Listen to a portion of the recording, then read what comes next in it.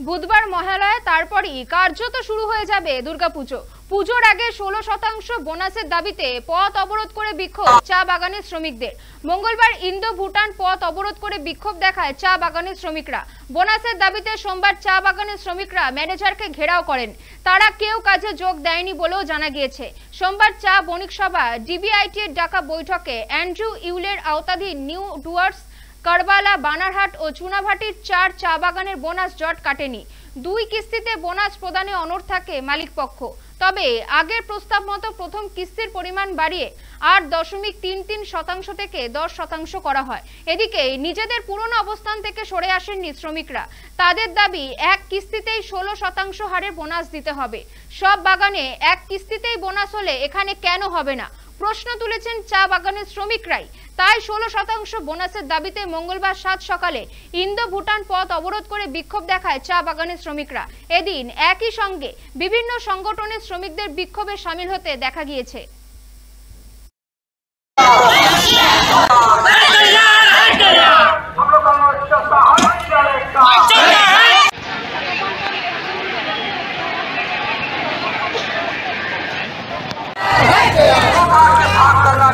কেন্দ্রীয় সরকার অধীনস্থ চা বাগান বানারহাট, কারবালা, চুনাভাটি, নিউ ডুয়ার্স যে 2024 সালের বোনাস নেগোসিয়েশনে সিসিপিএ লেভেলে যে বোনাস নেগোসিয়েশন হয়েছে লাস্ট 19 তারিখের মিটিংয়ে, ওনারা সেখানে পার্টিসিপেট করেনি।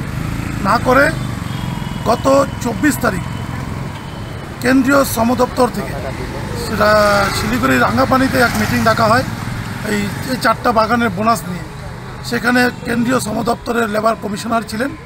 ওনার আহ্বানে ত্রিপক্ষীয় মিটিং, সেখানে এক আলোচনা সাপেক্ষে মালিক পক্ষ যে একটা উদাসীন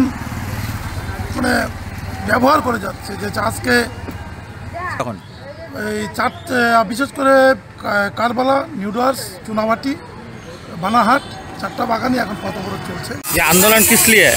वही बोनस के लिए। कितना % बोनस चाहिए आप लोगों को? 16% के लिए। मालिक क्या बोले हैं? मालिक बोल रहे हैं अभी 10% देंगे बोल के, इसलिए हम लोग 16% मांग रहे हैं हम लोग का अपना हक के लिए। कब तक चलेगा ये मूवमेंट? जब तक फैसला नहीं होगा तब तक आंदोलन तो चलेगा।